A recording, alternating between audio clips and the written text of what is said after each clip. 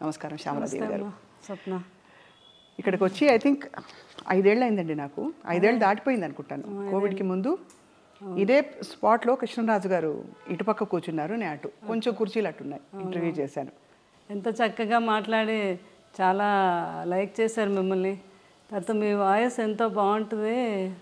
ఒక వెంకటరమణ మీద ఒక సాంగ్ కూడా పాడమన్నారు మిమ్మల్ని ఆ రోజు. అవును, అసలు ఆ జ్ఞాపకం మర్చిపోలేను. నేను పక్కనే ఉండి మీ ఇద్దరు చాలాసేపు అన్ని విషయాలు సంభాషణ చేసుకున్నారు. అవును, తీపి జ్ఞాపకాలతో.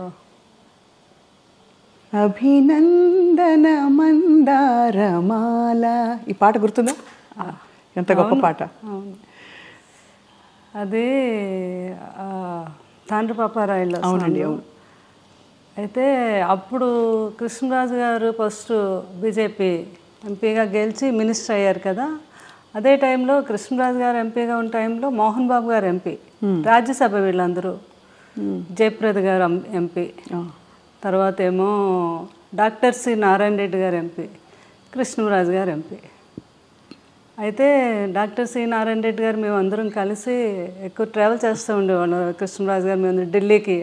ఒకరోజు ఏమో డాక్టర్ సి నారాయణ రెడ్డి గారు కృష్ణరాజు గారి దగ్గరికి వచ్చి, సార్ అసలు మన అభినందన మందారమాల సాంగ్లో 5 ఎంపీలు ఉన్నారు, ఇది చాలా గ్రేట్ కదా అన్నారు. అవును కదా అని అప్పుడు ఐడియా వచ్చింది. కృష్ణరాజు అంటే ఇప్పుడు ఆయన ఎంపీ, కృష్ణరాజు గారు ఎంపీ, విలన్ అయినటువంటి మోహన్ బాబు గారు, హీరోయిన్ అంటే జయప్రద గారు. అభినందన మందారమాల అంతమంది ఎంపీలు కలిస్తే ఆ గొప్ప పాట తయారైందని ఆయన అనేవారు అనమాట. మనం ఇది గిన్నీస్ బుక్లోకి ఎక్కాలి సార్, ఇది మాత్రం చాలా గ్రేట్ అనేవారు అనమాట. వాస్తవంగానే ఇలా ఇంతటి కాంబినేషన్ ఉండే పాట మరొకటి ఉందా అని మనకి ఉండకపోవచ్చు. అభినయం, అందం అన్నీ కూడా అందులో కలగలిసి. అవును, చాలా. సార్ లేని జీవితం మాకే కష్టంగా ఉంది, దూరంగా ఉండే మాకే. మీకు ఎలా ఉందా అని అడగలేకపోతున్నాను. అదే చాలా అనమాట. అది ఇంకా మీకు తెలియదే ఉంది అంటే ఆ కృష్ణరాజు గారితో మా ఇద్దరు ఆ బాండింగు. అవును, అంటే ఆయన లేకుండా ఒక సెకండ్ కూడా నేను ఉండలేను అని అనుకుంటేదాన్ని జీవితంలో. కానీ జీవితం అన్నీ నేర్పిస్తుంది. అవును, ఎందుకంటే పిల్లలు వాళ్ళందరూ ఉన్నారు. కృష్ణరాజు గారు కూడా అలా నేర్పారు నాకు.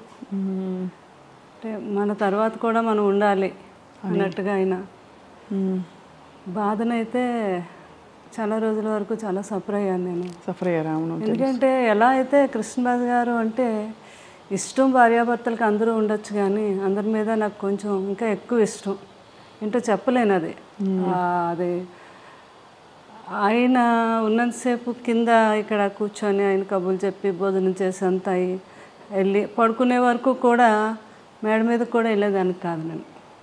ఆయన పడుకునే టైంలోనే నేను షాపింగ్కి వెళ్ళాలన్నా ఏమైనా చేసుకున్నాను. అసలు ఆయనతో ట్రావెల్ తప్ప ఆయన వదిలే చుట్టాలు బంధువులు కొంతమంది కొన్ని అకేషన్స్ కూడా నాకు అసలు వెళ్ళలేదు. కృష్ణరాజు గారు అనేవారు, ఏముంది నేనే రావాలి, నువ్వు వెళ్ళొచ్చు కదా అంటే. నా జీవితం ఆనందం మీతోనే. నేను వెళ్ళి ఆనందంగా అక్కడ ఏదో మీరు అనుకుంటారేమో, నేను వెళ్ళి కూడా అక్కడ ఆనందంగా ఉండలేను. మీతో అయితేనే నా ఆనందం అని. మనసంతా ఆయన దగ్గర ఎప్పుడు, ఆయనే ఎప్పుడు. అట్లా నాకు మరి కృష్ణరాజు గారు అంటే జీవితంలో ఆయన ఇప్పుడు నన్ను బాధ పెట్టలేదు. లేదా నచ్చే విధంగానే అంత హ్యాపీగా అంత మంచి జీవితం. నాకు కృష్ణరాజు గారి మీద ఎప్పుడు కోపం రాలేదు. నాకు ఫస్ట్ టైం కోపం వచ్చింది ఏంటంటే ఆయన నన్ను ఎందుకు వదిలి వెళ్ళిపోయారు అని. అయ్యో, అంతే కదా మరి. అది మాత్రం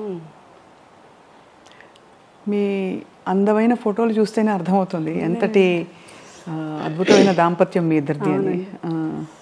ఎందుకంటే నిన్న కూడా అక్కడికి వెళ్ళడం జరిగింది. ఆమె కవితా గుట్ట అని సారీస్ ఆమె అంటున్నారనమాట, మేడం మేము పెళ్ళిళ్ళు కొన్ని ప్రోగ్రాములు పెళ్ళిళ్ళు అవి చూస్తున్నప్పుడు కృష్ణరాజు గారు శ్యామలాదేవి గారు వస్తారు అనడం కోసం ఛానల్ ఓపెన్ చేసి చూసేవాళ్ళం. మీ ఇద్దరిని చూస్తే మాకు ఎంత ఆనందం అనిపించేది అని. అంటే ఎక్కడికి వెళ్ళినా ఇద్దరు ఒక్కరే, ఒంటరిగా ఎప్పుడు అయినా వెళ్ళలేదు, నేను వెళ్ళలేదు. అదే అదే అలా అలా ఆ జీవితం అలా గడిచిపోయింది అంతే. అవునండి, అవును.